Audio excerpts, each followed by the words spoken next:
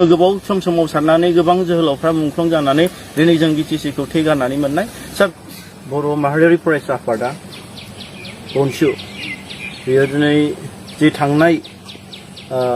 22nd जुन May 2022 आवहाय जि मोनसे recruitment advertisement मोनसे नटिस होदोंमोन The advertisement for the recruitment of various non-teaching posts. दा बेखौ लानानै जोङो दिनै जोंनि बे सोसाइटिनि डिरेक्टर आरो बिनि रेजिस्ट्रार बिथांमोनजों जों गुवारै सावरायफैदों जे जोङो बर' हारिनि मोनसे फरायसा आफाद जानानै जोङो नैबे जि रिजार्भेसन पलिसि बिनि सायाव जों गुवारै बिथांमोनजों सावरायदों आरो मेम'रेन्डामबो दैथायहरदों बिथांमोनहा जोंनि जि मोनसे सोसाइटिनि एबा सोसाइटिया जि मोनसे जोंनि बर'फोरनि जि मोनसे 6th शेड्युल ओनसोलाव दङ सिङाव दा बेखौ बिथा खालामनानै बाय किपिं इनटेक्ट द स्पिरिट अफ 6th शेड्युल दा जोङो माखासे बे रिजार्भेसन पलिसिनि सायाव जों बिथांमोनजों सावरायदों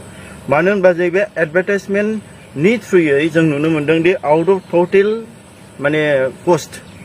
बेवहाय मोनसेबो ST नि रिजार्भेसन पलिसि गैया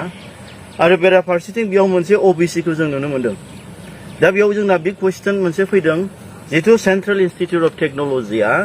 दिनै गोबाव सम बर'फोरनि आन्दलन खालामनायाव बेयो मोनसे आउटकाम 2003 नि बिटिसि सुक्तिजों बे सोसाइटियाबो दिनै फैफादों दा बेखौ बिथा खालामनानै जों बिथांमोनजों सावरायदों दि जोंनि as per the provision of the constitution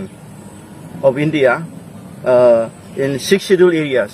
दा बिनि बेसिसखौ लानानै बे रिजार्भेसन पलिसिखौ बानायनांगौ होननानै जों बिथांमोनखौ गांसे मेम'रेन्डामजों जों खावलायदों दा बेवहाय जोङो बुंबावदों दि बिथांमोनहा जोंनि जि मोनसे रिजार्भेसन पलिसि दं बेखौ बानायियाव बिथांमोनहा जोंनि लकेल एबा जोंनि नैबे ओनसोलनि जाय ST बर' मानसिया दि मोनसे जोंनि निजे खुंथाय मोनसे जोंनो निजे मोनसे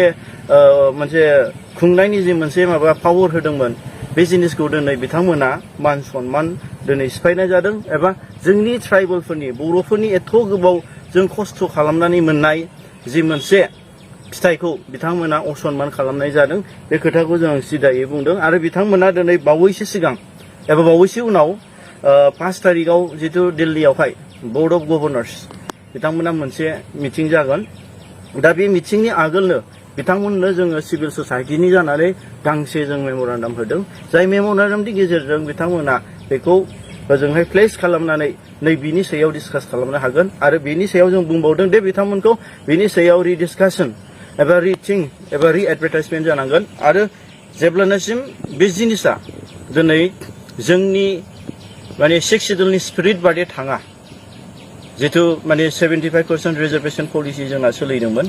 दा बेयावहाय जोङो जोंनि नांगौ बादि डेम'क्रेटिक भाबैबाबो जोङो दिनै आन्दलन खालामनानै बेखौ होबथानाय एबा जोंनि जे लकेल सेन्टिमेन्ट्स बेखौ जाफुंसार होनायनि थाखाय जों खामानि मावगोन होननानै जों बिथांमोनजों गुवारै सावरायनाय जादों आरो बेजों लोगोसे जोंहा मोनसे टेकनिकेल प्रब्लेम दंबावो बे एडभार्टाइजमेन्टनि सायाव दा as per the provision of Indian Constitution भारतनि संबिजित बादे जे जोंनि ट्राइबेल मानसिफ्रा बैसोनि मोनसे रिलेक्सेसन मोनो एज रिलेक्सेसन दा बेयावहाय खुनु मेनसन गैया खुनु ट्राइबेलफोरनि थाखाय दे मोनसे रिलेक्सेसन जानांगौ माने टटेलि बियो नायनो थाङोबा बे एडभार्टाइजमेन्टआ टटेलि बेसलेस आरो as per the information जोंनि इनफरमेसन बादे दिनै नैबे जोंहा मोनसे सोसाइटियाव नडेल अफिसार्सफोर थायो शेड्युल कास्ट शेड्युल ट्राइब्स एबा OBC नि थाखाय दा बिथांमोनजों उइदाउट एनि कनसालटेसन बिथांमोना नैबे माने रस्टार सिस्टेमखौ बानायदों दा बेखौ जोङो बिथांमोनजों सावरायदों दे बिथांमोना दे जोंनि मोनसे 6th शेड्युल बादे मोनसे सिङाव थानाय मोनसे इनस्टिटिउसनाव खुनु ST नि खुनु मर्यादा रेसपेक्ट गैयाब्ला गतिके बे जिनिसखौ दिनै बानायनानै लाब गैया बे स्टेटमेन्टखौ जों बिथांमोनजों गुवारै सावरायनाय जादों आरो बिथांमोनखौ जों बुंदों रिथिं सिन्था खालामफिननायनि एबा गोदान रिएडभार्टाइजमेन्ट होफिननायनि सायाव रायलायनायनि खोथाखौ जों गुवारै सावरायदों आरो बेजों लोगोसे बिथांमोना 5 तारिखआव बर्ड अफ गभर्नर्स दिल्लीयावहाय जे प्रग्राम जागोन बे जोंहा गभर्नमेन्ट अफ BTC नि रिप्रेजेन्टेटिभ सानै आरो आसामनि सासे ओमफ्राय जोंनि नैबे डाइरेक्टर रेजिस्टारजों सासे on behalf of teaching staff सासे रिप्रेजेन्टेटिभ्स थांगोन दा बिथांमोनजोंबो जों गुवारैनो सावरायबाय जाहाथे जोंनि जि बिटिसिनि सिङाव थानाय 6 सिडुलनि जि मर्यादा बिथांमोना बेखौ सिफायालाब्लानो बेनि स्पिरिटजोंनो थांनानै बे बिटिसिनि रिक्रुइटमेन्ट्स नट अनलि रिक्रुइटमेन्ट्स एडमिसनावबो दिनै बे जिनिसखौ मावनांगौ होननानै बे स्पिरिटखौ इनटेक्ट खालामनांगौ होननानै जों बिथांमोनजों गुवारै सावरायनाय जादों आरो जों बिथांमोनजों गुवारै सावरायनायाव जों मिथिनो मोनदों दि जोंहा ससाइटिनि माने one of the top must जिथु माने बिनि चेयारमेन एबा प्रेसिडेन्टआ जाहैबाय जोंनि दानि बिटिसिनि मानगोनां सिएम मानगोनां प्रमद बर' बिथाङा दिनै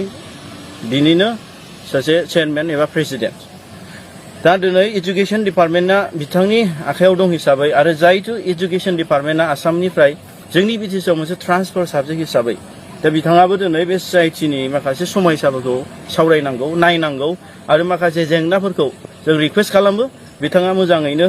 थांनाय समफ्राव जे स्मुथलि फैदोंमोन बे सिस्टेमाव बिथाङाबो मावलाङो मानो होनबा जों मिथिनो मोनदों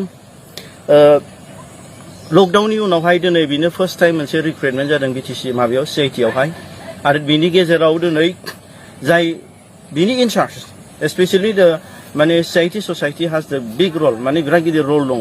दा बेफोरबादि जेंनाखौ नायनांगौ बेफोरबादि जेंनानि सायाव खामानि मावनांगौ दा बिथांमोना दिनै मोजां स्क्रुटिनि खालामनानै मोजां दिथि होयोब्लासो मोजां दायित्व लायोब्लासो बैफोरबादि जेंनाफ्रा जिहेतु जोंनि ट्राइबेल स्टुडेन्टस ट्राइबेल केन्डिडेट्सफ्रा दिनै डिप्राइभ जाया बेफोर जिनिसखौ जों बारग'नो हागोन दा बे जिनिसनि सायाव जोङो बेखौनो बिथांमोनजों गुवारै सावरायदों दि जोंहा दिनै मोनसे सिआइटि एटेचमेन्ट दं जाय